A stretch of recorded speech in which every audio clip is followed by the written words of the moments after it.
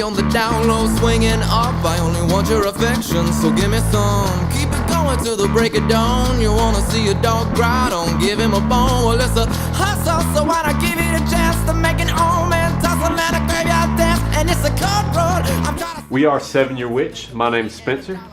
My name's Aaron Langford. I'm the singer. Daniel Parker. Seth Burden, I'm the drummer. We've been playing for about, me and these three guys right here, or two guys right here, have been playing for about 5 years since we got out of high school. Daniel joined the band about 2.5 years ago, and that's kind of when the ball really got rolling. So it's been hell on wheels since then.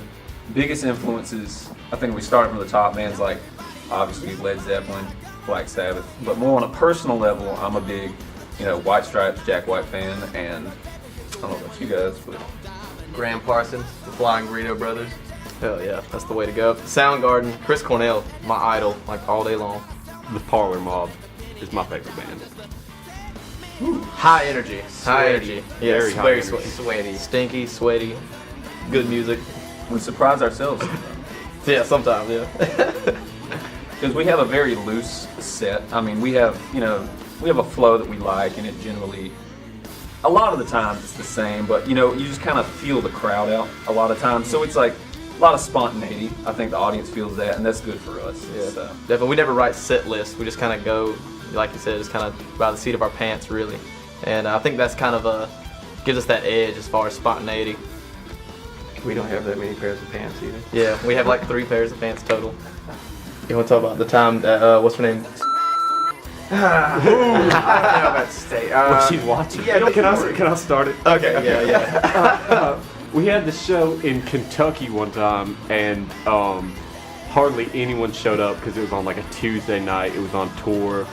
There wasn't a local band on it, but out of the few people that showed up, one lady in the crowd was dressed as Harley Quinn, like full Harley Quinn costume, but it was not a Halloween show. It was like June or something like that. And the whole time we were playing, she was rocking out, going crazy, and she asked us if we wanted to stay the night with her because we didn't have anywhere to go. Yeah, and we're a bunch of broke ass musicians on tour as well. Sleeping in the van every night in the middle of the summer. It's miserable. So any chance we can get to get like at least a floor to sleep on, we're down. So we go to this lady's house, and it's an apartment actually. First off, we walk inside and there's a guy passed out on the couch, like just dreads, like the coffee table's turned upside down. He looks like a member of Korn. Yeah. There's like crack on the coffee table. The coffee table was flipped over. It was like a glass coffee table shattered on its top.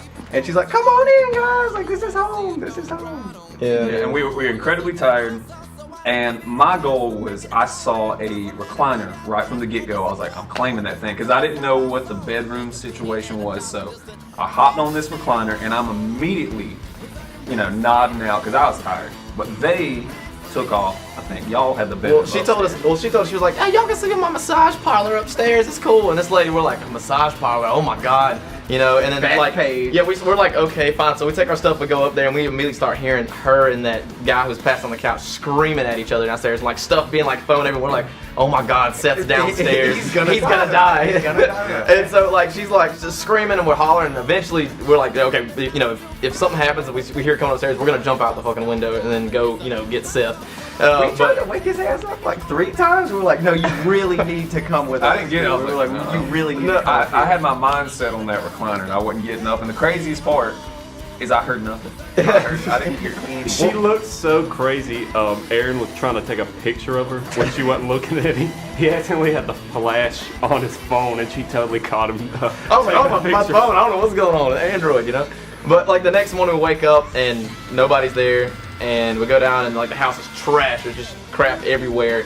But like sitting on the counter is a whole pan full of muffins, burnt, charred as the hell, and a little note being like, "Love you guys. Come back sometime." So now it sounds like we're just ungrateful. Yeah, it sounds like we're just ungrateful. But she was a sweet woman. If you're watching this, we are sorry. I mean, we're coming back. I mean, it was a horrible experience. We're coming back. I would stay again. Like if that was like if I could give her a Yelp review, it'd be like a solid 3. We stayed in a straight up crack den. That's what it was. With a massage parlor. Saturday? I'll say for me, like I think like maybe not the favorite one we played, but the one I do, like if I could play the Royal Albert Hall, like that would be like, you know, I would like, die happy right here. You know what I'm saying? Like, I think my favorite that we've got to hit was it was in Maryland, wasn't it? It's this house show spot called The Void, and it's one of those things. I feel like sometimes they're one in a million when you really get a good sweet spot like that where it's young, like college age people, but they're all like strangely music oriented, and they just, I mean, I've kept up with the kind of shows they host there, and it's like they'll go from like hip hop to some weird ambient stuff, but then a band like us that's a little bit more straightforward, like a rock and roll type band, they ate us alive, and they even charged a cover at the door at a house show, and it was just incredible how many people packed that place out. So to me, I think at the time that was, you know, we played bigger shows since then. That was a fun one. That one sticks out more. That was our first just incredibly packed out show. We played this show in Birmingham at this venue called Saturn, and they had a green room for the bands that was upstairs above the venue, and it had they had like 4 bunk beds for all the bands and a pool table and a fridge full of beer, and in the green room they had a TV that was broadcasting the show going on downstairs. So let's say you were playing and a band was opening for you, you could sit in the green room and watch them on TV. Yeah, that was really, really nice, that place. Yeah.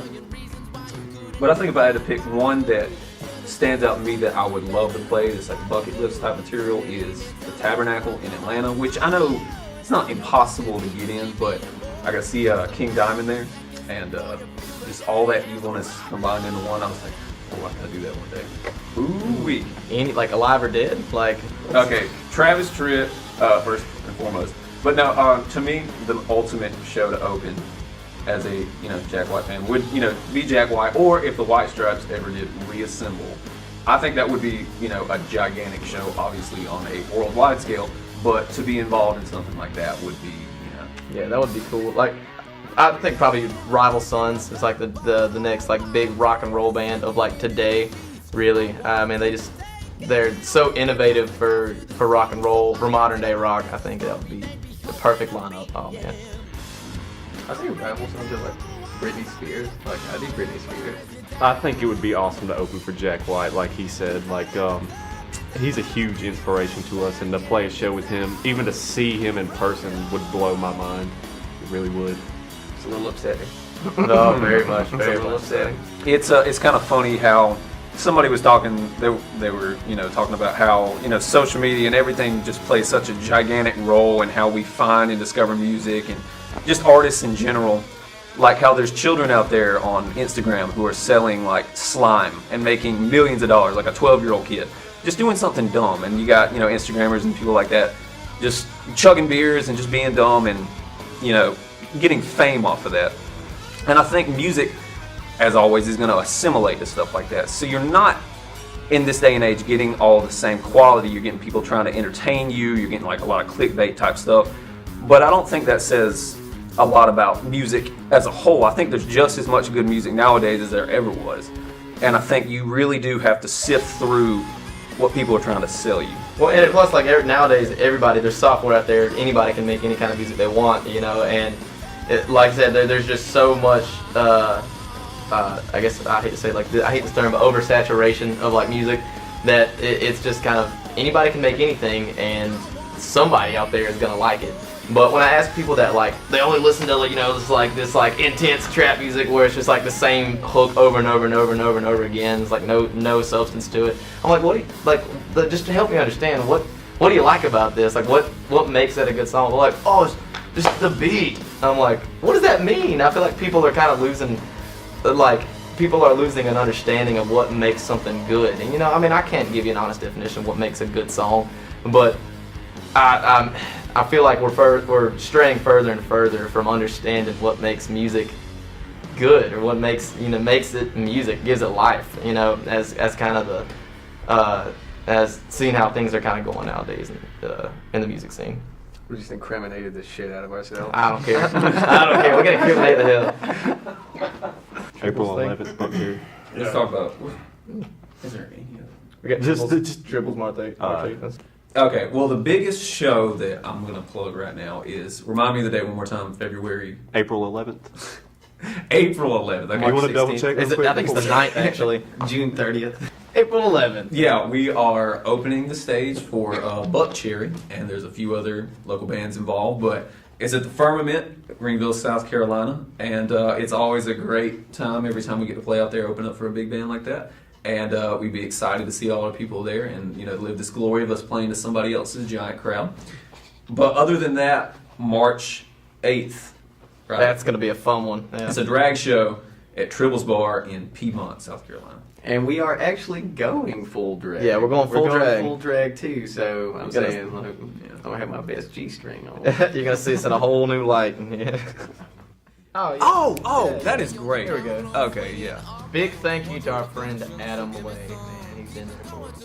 He came through, brought us like $200 or $300 worth of groceries because we all the time. And left us a grill. He left his grill at our house, and you know, like when somebody does something real nice and you start tearing up and they didn't think you would, you're like, you're like, I gotta use the bathroom, and you go in there. And but yeah, it was one of those. I couldn't and make eye contact with him. yeah, it freaked me out. Like now I gotta pay it forward. That freaks me Yeah, out. like who wants to do good deeds? You want to make us cry to buy the groceries? Yeah. Yeah, and then like he was saying, Yeah, thanks. our friend David Joyner, huge thanks. I know I hadn't seen you in David, a minute.